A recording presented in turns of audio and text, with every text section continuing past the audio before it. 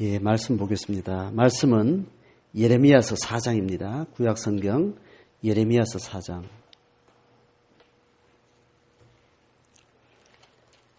4장 오늘은 5절부터 마지막 절까지입니다. 31절까지 본문이 좀 길죠. 그동안 다뤘던 본문의 양보다. 앞에 2장, 3장 내용과 굉장히 반복된 어떤 내용들도 있고 전체 톤이 조금 반복되면서 이 본문 안에 담고자 하는 메시지가 있기 때문에 본문 내용을 좀 길게 좀 봐야 되겠습니다.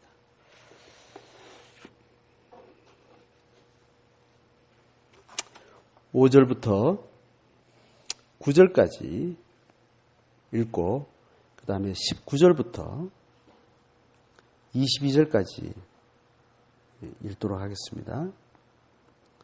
그리고 28절부터 30절까지 읽도록 하죠. 이렇게 구분해서 다 읽는 것은 좀 부분 나눠서 좀 읽도록 하겠습니다.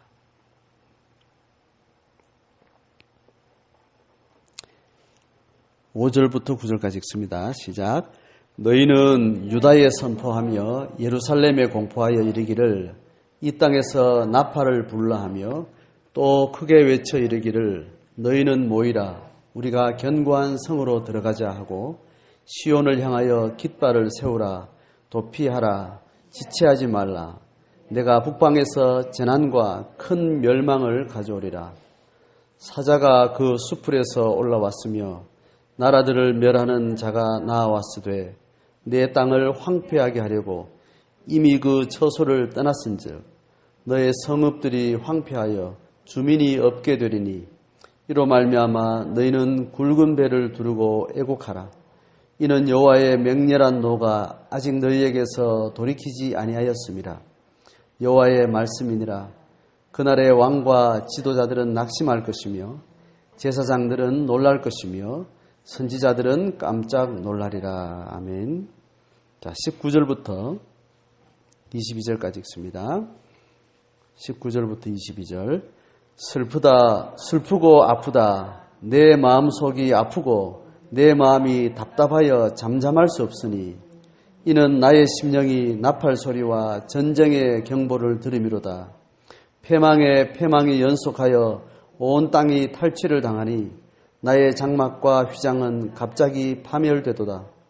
내가 저 깃발을 보며 나팔 소리 듣기를 어느 때까지 할꼬. 내 백성은 나를 알지 못하는 어리석은 자요 지각이 없는 미련한 자식이라. 악을 행하기에는 지각이 있으나 선을 행하기에는 무지하도다. 아멘. 28절부터 30절까지.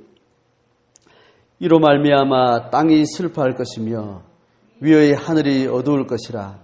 내가 이미 말하였으며 작정하였고 후회하지 아니하였은즉 또한 거기서 돌이키지 아니하리라 하셨음이로다. 기병과 활 쏘는 자의 함성으로 말미암아 모든 성읍 사람들이 도망하여 수풀에 들어가고 바위에 기어오르며 각 성읍이 버림을 당하여 거기 사는 사람이 없나니 멸망을 당한 자여 네가 어떻게 하려느냐. 내가 붉은 옷을 입고 금장식으로 단장하고 눈을 그려 꾸밀지라도 내가 화장한 것이 헛된 일이라. 연인들이 너를 멸시하여 내 생명을 찾느니라. 아멘. 예. 예레미야 4장 5절부터 30절까지는 전체 톤이 그렇습니다. 지금 1장, 2장, 3장, 4장까지 계속 심판과 멸망에 대한 구체적인 이야기를 하고 그 이유가 그들의 죄악 때문이고 이런 이야기를 쭉 이야기하면서 이제 4장에 들어와서는 맨 그 기조로 어떤 톤의 어떤 이야기인가 하면 5절에 이렇게 말합니다. 유다에 선포하고 공포하여 이르기를 이 땅에 나팔을 부르라. 깃발을 세워라. 이제 이 장면으로 이렇게 시작을 해요. 이게 뭐냐 하면 이제 멸망을 계속 예언했잖아요. 그죠? 북에서 엄청난 제국의 군대가 홍수처럼 들이닥치는데 그것이 현실적으로 지금 임박해서 침략이 지금 이스라엘 사회 안에 치고 내달리는 어떤 그 상황이 지금 바로 코앞에 와 있는 이 상황을 묘사하고 있어요. 그러니까 지금 앞본문에서는 그렇게 죄가 하나님의 진노가 너희들의 죄악이 이런 이야기를 쭉 내용적으로 설명을 쭉 했다면 오늘 4장 5절부터는 그것이 현실화되는 어떤 영상미로 재앙이 덮쳐오고 이제 덮치는 순간 이 사회 전체가 완전히 파탄이 나는 엄청난 파괴가 지금 눈앞에 지금 들이닥쳐 있는 이 상황들을 묘사를 합니다. 묘사하면서 그 이야기를 줄줄줄줄 지금 긴 30줄까지 쭉 이야기를 해요. 자, 이야기를 하면서 여기에 뭐가 지금 들어가는 거예요?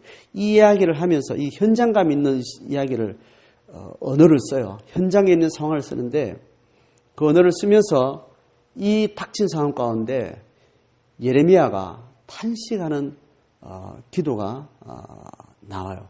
그게 짧게 10절에 나오고 19절에 나옵니다. 그 흐름이 지금 쭉 이야기되고 있는 거예요. 자, 그러니까 지금 5절부터 오늘 본문은 실제 상황, 그전에는 예고 상황, 그죠? 예고 상황, 선언, 설명 뭐 이런 것들로 쭉 나왔다면 이제 오늘 본문은 실제 상황이 이제 이루어지면 뭐 예행 연습 있고 그다음에 실제 상황 이런 거 있잖아요, 그죠? 그 흐름으로 오늘 이해를 하시면서 오늘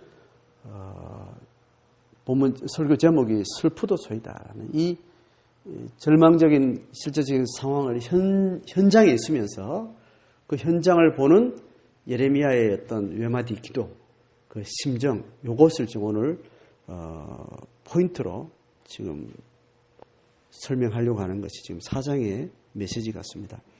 3장 거쳐서 좀 흐름을 좀 보셔야 되는데 3장 전체는 돌아오라는 이야기를 합니다. 그죠?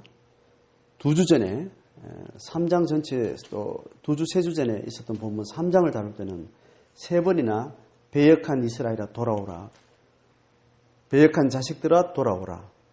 배역한 자식들아 돌아오라. 3번에 걸쳐가지고 3장 전체는 이 톤으로 가요. 그러니까 2장까지는 돌아오라는 말은 없어요. 심판이 있고 진노가 가득 찼고 너희들은 죄를 지었다라는 이야기를 했는데 3장에서는 돌아오라는 이야기를 이제 하는 거예요. 그렇게 하니까 3장 마지막 절에 돌아오라는 말에 반응하는 예레미야 선지자의 회개의 기도가 이렇게 나와요. 회개의 기도가 22절 보소서 우리가 주께 왔사오니 하고 그 회개의 기도가 딱 나옵니다. 자, 그러고 나서 이 회개의 기도에 반응하시는 하나님의 또 언어가 4절까지 나와요. 그러니까 지금 3장 마지막 단위에 회개의 기도로 돌아오려는 3장 전체의 하나님 메시지에 반응하는 회개 기도가 딱 한 절, 두 절, 세 절, 네 절에 의해서 딱 나와요. 그리고 4장의 1절, 2절, 4절, 3절, 4절까지는 돌아오라는 말에 반응하는 선지자의 기도에 하나님이 어떻게 돌아와야 되는지를 딱 설명을 해요. 그게 진실과 정의와 공의의 삶의 양식을 바꿔야 된다는 이것을 지난주 본문에서 이제 다뤘습니다. 자, 그러고 나서 이제 오늘 본문은 또 다른 방금 설명한 것처럼 이제 긴박한 재앙의 상황은 바꿔지지 않고 돌이켜지지 않습니다. 재앙은 그대로 우리가 받으면서 그 재앙과의 저주 앞에서 우리가 어떤 반응으로 그 사태를 맞이해야 되는가를 지금 뭔가 지금 가르치려고 하는 거예요. 자, 그래서 보소서 우리가 주께 왔나이다라고 하는 회개 기도가 했던 그 예레미야 심정이 오늘 본문에서 실제 상황이 지금 진행되는 가운데 그의 탄식의 소리가 나오는 거예요. 그게 10절을 같이 읽어봅니다. 시작. 내가 가로되 슬프도소이다. 주 여호와여 주께서 진실로 이 백성과 예루살렘을 크게 속이셨나이다. 이르시기를 너희에게 평강이 있으리라 하시더니 칼이 생명에 이르렀나이다. 슬프다고 하는 탄식이 지금 한 절 쫙 이렇게 어떤 시의 후렴처럼 나옵니다. 그리고 19절에 같이 읽습니다. 시작. 슬프고 아프다. 내 마음속이 아프고 내 마음이 답답하여 잠잠할 수 없으니 이는 나의 심령이 나팔 소리와 전쟁의 경보를 들음이로다. 자, 오늘 본문의 핵심은 이거예요. 자, 그래서 위에 5절에서 이야기한 것처럼 자, 어떤 나팔 부는 거하고 깃발을 세우는 이게 어떤 장치냐 하면 여러분 우리 조선시대에 저 남에서부터 외구가 쳐들어오잖아요. 그죠? 쳐들어오면 남해 해안가에 봉화대가 설치돼요. 봉화대가 서면 저게 한양까지요. 먼 발치에서 구름이 없는 먼 발치에서 산봉우리 백두대간을 따라서 봉구리가 보이는 그 거리를 전봇대처럼 쭉 길게 두고 봉화대를 설치를 합니다. 그러면 봉화대를 연기를 날리든지 불을 올리든지 어떤 멀리서 관측할 수 있는 어떤 그런 표시들을 봉화대에서 불을 피워요. 피우면 한번 5분 동안 피우다가 꺼졌다가 10분 뒤에 또 켜고 이렇게 신호가 있지 않겠습니까? 대충 어떤 위급한 신호의 몇 가지 체계를 만들어서 남해안에서부터 한양까지 긴급하게 어떤 비상사태를 선포를 해요. 자, 이게 국가 전체 전쟁으로 인해 가지고 가장 긴박하게 닥치는 재앙 상황에 국가 공동체 전체가 그 재앙에 같이 반응할 수 있도록 만든 시스템이에요. 자, 그와 같은 것이 이스라엘 공동체 안에도 있습니다. 그게 뭐냐 하면 대체로 신앙의 어떤 동기로 인해서 하나님 앞에 온 공동체 전체를 소집할 때 그때도 나팔을 불어요. 그 우리가 많이 보죠, 그죠?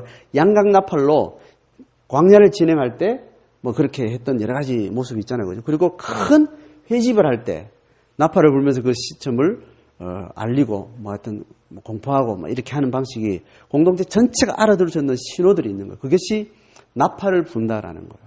자, 그래서 한 성읍이 있으면 그 성읍의 망루에 망을 보는 사람이 있습니다, 그죠? 그래서 어떤 위험 상황이 오면 나팔을 부는 겁니다. 그러면 많은 사람들이 어느 지역에 집안 족장들이 먼저 어디 모이겠죠. 모이면 어떤 상황인지 빨리 듣고 빨리 들어가서 사태가 이래 됐으니까 뭘 준비해라. 피난을 준비해라. 전쟁을 준비해라. 음식을 준비해라. 기도하러 자리에 모여라. 이런 다양한 것들을 이렇게 일으키는 거죠. 자, 그 이야기를 지금 하는 겁니다. 지금 북에서부터 그런 엄청난 군대가 이제 침범이 들어오는데 선포하고 공포해서 나팔을 불고 그리고 깃발을 세워라. 이제 깃발은 여기서 깃발로 표현했지만 신호를 이야기해요. 신호. 어떤 신호? 신호를 올려라. 이런 이야기예요. 그걸 이제 여기서는 이제 깃발로 이제 번역을 했습니다. 그래서 눈에 보이는 어떤 표시를 하고 귀에 들리는 표시를 해서 공동체 전체의 긴박한 상황을 알리는 거죠. 자, 그런 상황에 대해서 지금 쭉 내용을 우리 읽었다시피 북방에서 재난과 큰 멸망을 가져오리라. 사자가 그 수풀에서 올라와서 나라들을 멸하는 자가 나왔으니 이 땅을 황폐하게 하려고 이미 그 초소를 떠났다는 거예요. 적군이 이미 진영을 떠났다는 소식이 지금 다른 전가를 통해서 우리한테 들려서 이제 적정한 시간만 되면 이제 우리한테 들이닥친다. 이거는 돌이킬 수도 없다. 이미 그들이 떠났기 때문에. 이런 이야기를 하면서 8절에 이렇게 이야기합니다. 이로 말미암아 너희는 굵은 배를 두르고 애곡하라. 이렇게 이야기합니다. 자, 보세요. 일반적으로는 전쟁이 임박해지면 대책을 세우잖아요. 그죠? 대책을 세우는데 어떻게 하는가 하면 망하지 않도록 빨리 군대를 소집해라. 빨리 도망가라. 이렇게 화를 면하는 어떤 대책을 세우는 거예요. 인간적으로는. 그런데 지금 이스라엘 백성들이 당면하는 이런 예언자들의 지금 전쟁과 멸망에 대한 선언에서 하나님이 어떤 반응을 요구하는가 하면 그 재앙을 맞이하라는 거예요. 이건 어쩔 수 없다. 너희들이 그런 살았던 삶에 축적된 어떤 임계점이 지나서 이제 하나님이 이것을 어떻게 다뤄가시는 방법에 한 과정이 이 한 기점이 지금 우리에게 당한 재앙이라는 거예요. 그래서 그 재앙을 고스란히 맞이하고 그 재앙을 통해서 하나님 재앙이 완전히 우리의 공동체와 우리의 본성을 통과해야 된다는 거예요. 피하지 말라는 거예요. 맞서지 말라는 거예요. 그걸 그대로 받으라는 거예요. 받는데 여기에는 절망이 아닌 뭐가 있느냐면 이 재앙은 반드시 재앙의 밑바닥을 치고 나서는 다시 소생의 계획을 하는 게 가지고 계시다라는 것을 이야기를 해요. 그래서 한 알의 밀이 썩지 않으면 열매를 맺을 수 없고 예수가 십자가에 죽지 않으면 부활도 없고 하나님의 역사는 재앙의 밑바닥까지 끝까지 가야 거기서부터 하나님이 또 세우시는 일들이 있는 거예요. 참 그런 원리를 지금 여기서 설명합니다. 그런데 신앙이 없는 이스라엘 백성들은 하나님에 대한 신앙에 대한 어떤 분명한 어떤 집중이 안 된 상태에서는 이방 사람들이 하는 방식도라는 거예요. 재앙은 무조건 피해의 능사라고 생각하는 거예요. 이방의 신들은 재앙을 면케하는 신이에요. 그런데 이 세상을 구원하시는 하나님의 역사는 재앙은 재앙대로 옹골차게 때리고 또 재앙을 옹골차게 맞이할 때 그 다음에 거기서부터 그루터기에 새싹이 돋듯이 새로운 하나님의 생명의 계기를 만들어 가시는 거예요. 자, 그런 의미에서 지금 애곡하라고 이야기하는 거예요. 도망가거나 대응하거나 하지 마라. 그대로 이 문매를 온전히 그대로 받아들이라는 거예요. 이 문매를 문매로 인식하지 말고 이 문매를 맞을 수밖에 없는 우리의 삶이 어떠했고 이 문매를 든 하나님의 심정이 어떠한지 그 본질을 꿰뚫어보고 우리는 다시 태어나지는 안 된다는 애곡을 하라는 이야기를 하는데 10절에 이제 예레미야의 외마디 선언이 나오는 거죠. 슬프도소이다.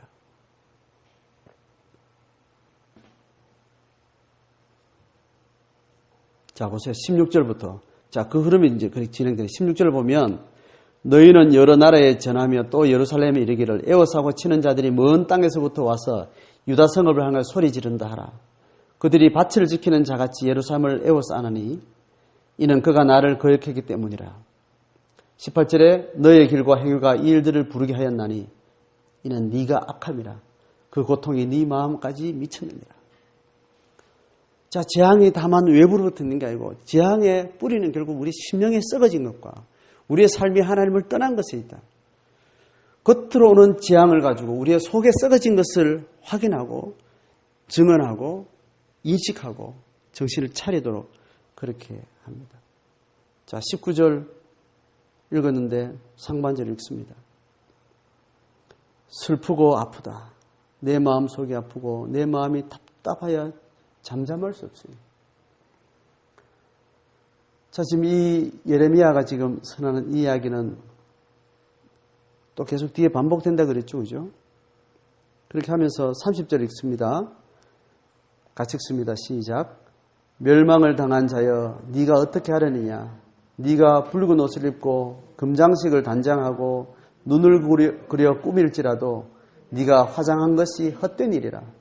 여린들이 너를 멸시하여 네 생명을 찾느니라.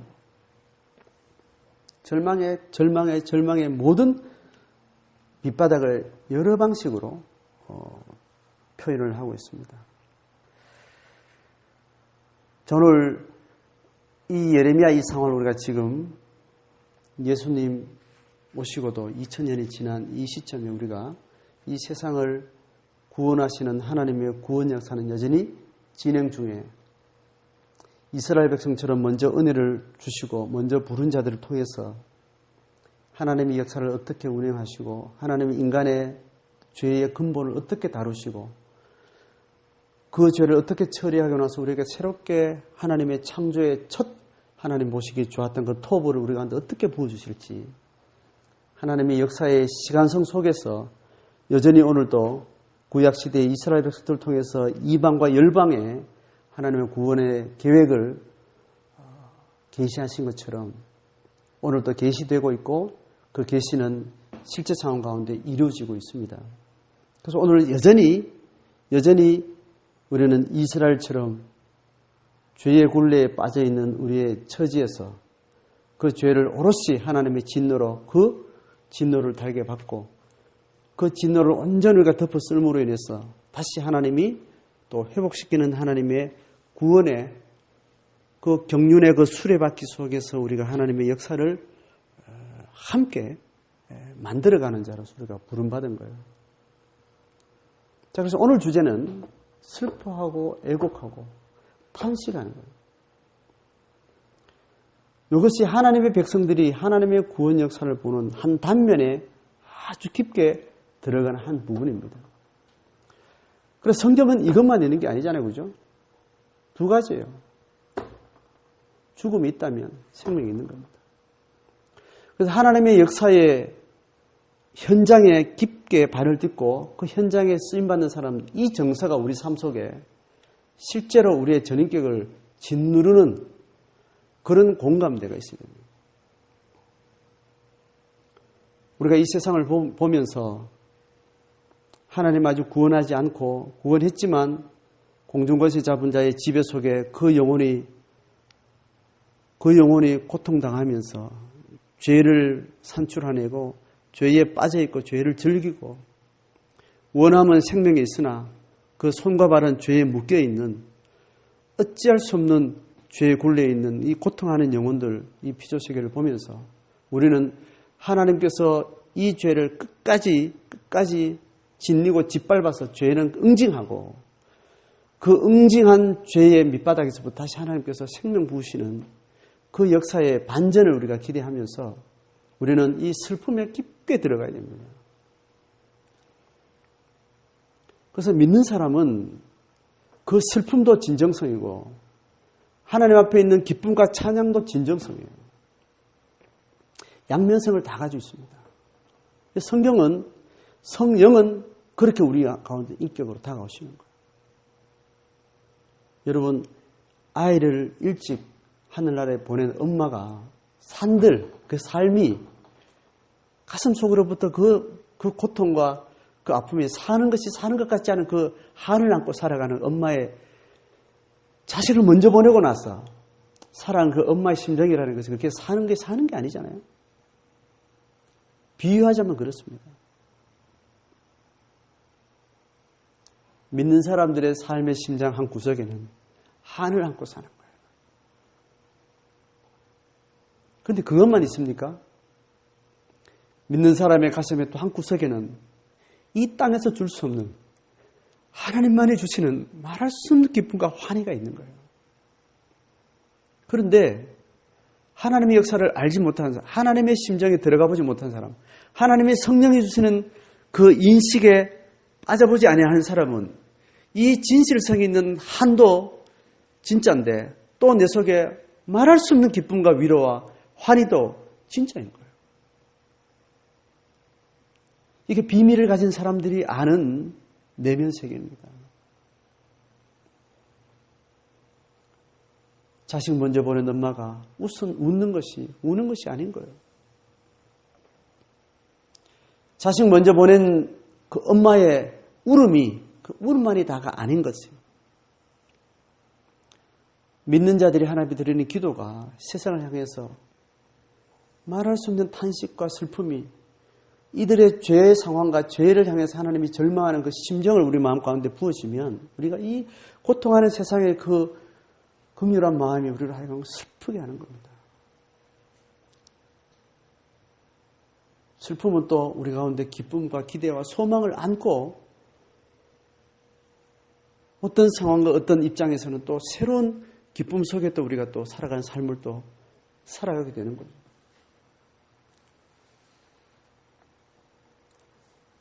하나님이 이끌어가시는 역사에 주도권을 가지고 임하는 백성들은 적어도 이 정서를 잃어버리지 않아야 될 것 같습니다.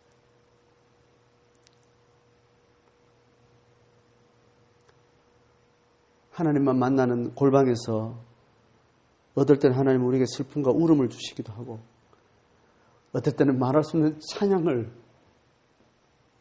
주체 못할 찬양으로 기뻐하기도 하고 영광을 하나님께 돌리면서 감사하고 이게 이 비밀을 아는 자들만이 소통하는 내용들. 안 믿는 사람들이 그러고 있는 기도를 보면 저 웃다가 지금 뭔 짓이냐. 하지만 하나님은 그런 것 아니겠어요? 십자가에 죽으신 예수가 그렇고 부활하신 하나님의 영광이 또 그런 것 아니겠어요? 도무지 인간의 지혜로는 같이 존립이 불가능한 어떤 것들이 있는 거예요.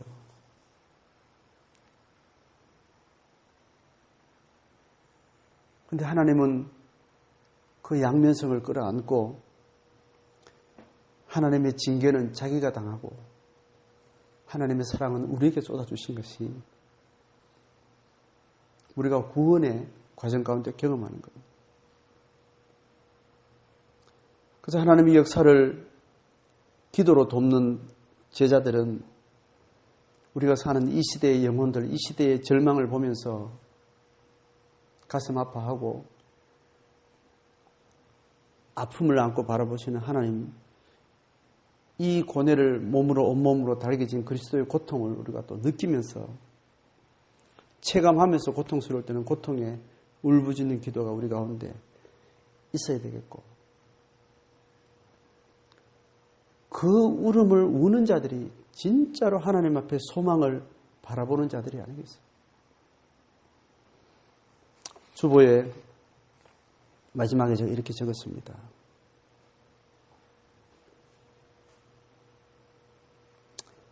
마지막 패러그래프에 달락에 보면 하나님의 백성들은 절망과 희망의 양극단에서 있는 자들이다. 절망의 우물물을 깃고 또 희망의 새바람을 맞이하는 자들. 하나님의 진노의 밑바닥까지 들어가야 거기서부터 하나님의 구원은 시작되고, 또 진정한 하나님의 구원의 소망이 있기 때문에 하나님을 따르는 인간의 삶의 비참함, 절망에 또는 깊게 슬퍼할 수 있는 거예요. 마지막 세 줄이 이렇습니다. 일상 속에 파묻혀 살다가 준비 없이 죽음을 맞이하는 그 영혼들의 절망에 대해서 우리가 가슴 아파할 수 있어야 되고, 또 인간이 만들어놓은, 잘 살아보겠다고 만들어놓은 인류의 인간이 만드는 문명이 오히려 많은 사람을 죽이는 이런 문화로 경험되어지고 있는 이런 현실들에 대해서 또 우리가 절망하고 슬퍼하면서 이것이 하나님을 떠난 자들이 겪는 운명 같은 저주가 아닌가, 그걸 우리는 가슴 아파할 수 있어요. 그 가슴이 우리 가운데 절절히 와닿아야 되는 거예요. 그런데 성령은 우리 가운데 하나님은 이걸 어떻게 보실까 하는 걸 우리가 깊이 묵상할 때 얼마나 고통스러우신가. 그분이 직접 말씀으로 지으신, 보기에 좋았다라고 지은 이 하나님이 만든 세상이 이렇게 저주와 죽음의 굴레 속에 이렇게 허덕이는 이 세상을 보면서 하나님 얼마나 가슴 아파하시는가. 아버지의 심정이 되어본 자만 자식을 위해서 울 수 있고 슬퍼할 수 있고 눈물 흘릴 수 있겠죠. 형제가 형제를 향해서 보는 그 시각으로는 형제의 아픔을 가슴 아파하기 참 힘듭니다. 부모의 마음이 되어봐야 그 마음이 되는 거겠죠. 자, 오늘 예레미야 전체를 관통하는 중요한 포인트는 절망에 슬퍼할 수 있는 감수성이에요. 절망에 슬퍼할 수 있는 감수성. 선지자적 이 절망의 심정을 가진 자만이 하나님 앞에 참 소망에 대한 간절함이 있고 절박함이 있어서 예수 생명, 십자가의 그 대속이 우리 가운데 절실하게 필요하다는 것에 대해서 인식하게 되는 거예요. 절망과 저주의 바닥에 들어가야 살아야 되겠다는 거예요.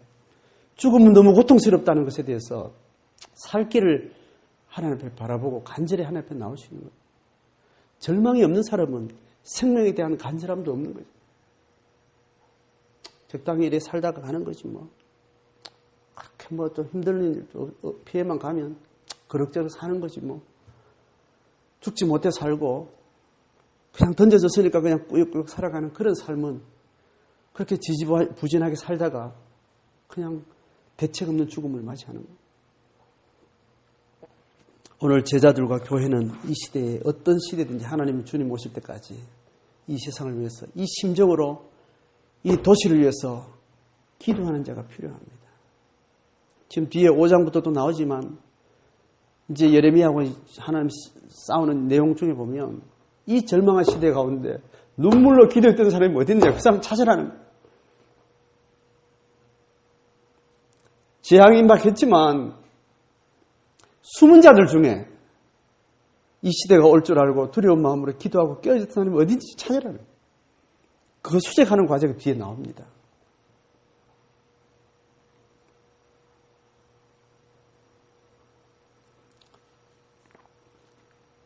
이 시대에 소망이 있다면 이 시대를 하나님 마음으로 절망하고 끌어안고 골방을 지키는 자들, 중보하는 자들, 아파하는 사람들을 정말 내 아픔으로 느끼고 그 아픔에 절실하게 직면해주는 그런 자들의 기도가, 중보가 필요합니다. 그럴 때 하나님은 그 시대를 소망을 두고 또 새로운 시대를 하나님께서 준비해 가시는 거죠. 오늘 4장 본문을 통해서 이 예레미야가 슬프고 아프다. 내 마음속에 아프고 내 마음이 답답하여 견딜 수 없다. 이게 그냥 하나의 언어로 그냥 구슬로 귀에 들리는 것이 아니에요. 우리 심정의 정서로 애간장을 끓는 그 아픔 우리 가운데 기도 골방에 들어가면 이것이 우리 가운데 한 번씩 울컥울컥 우리의 심장을 지배하고 우리의 정서를 지배하고 우리의 언어를 지배하고 그것이 우리한테 필요합니다.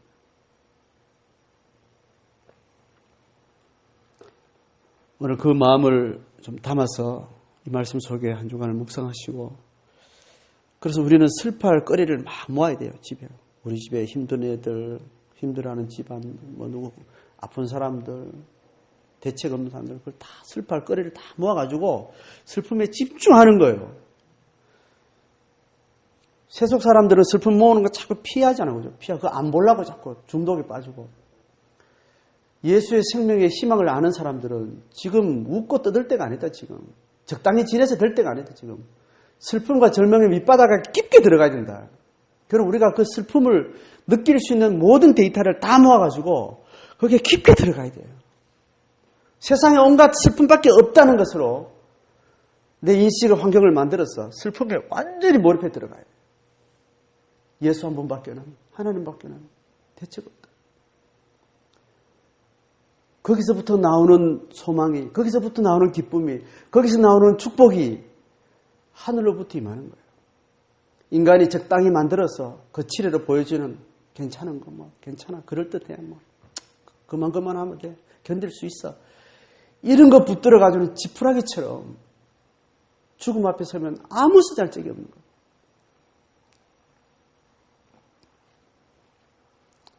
이 정서를 붙들고 교회는 한 시대를 감당해야 됩니다.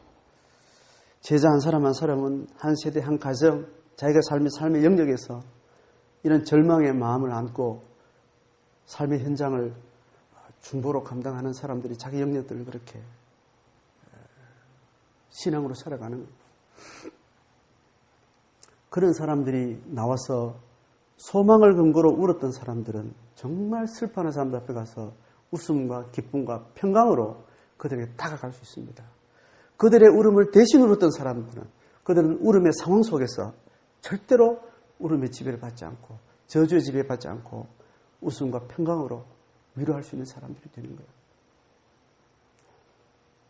오늘 슬프고 슬프다는 것이 정말 찌질하고 정말 어둡고 우울하고 그런 면만으로 우리는 이해하지 않기를 원하고 제대로 슬퍼하고 그 슬프면 그 반전이 하나님의 기가 막힌 반전을 전제하고 있다는 것을 알 때 우리는 슬픔 속에 오롯이 집중할 수 있어요. 그래서 웃을 때 좀 제대로 웃고 울 때 제대로 울고 슬플 때 정말 진지하게 슬퍼할 줄 알고 감사할 때 정말 모든 것을 가지고 감사할 수 있는 정직하고 투명하고 솔직한 그런 인격. 하나님은 그렇게 우리에게 그런 걸 주시는 거 아닌가 싶습니다. 그렇게 오늘 이 말씀에 우리가 잘 집중해서 각자의 상황에 맞게 영적으로, 인격적으로 하나님 앞에 반응하시면 좋겠습니다.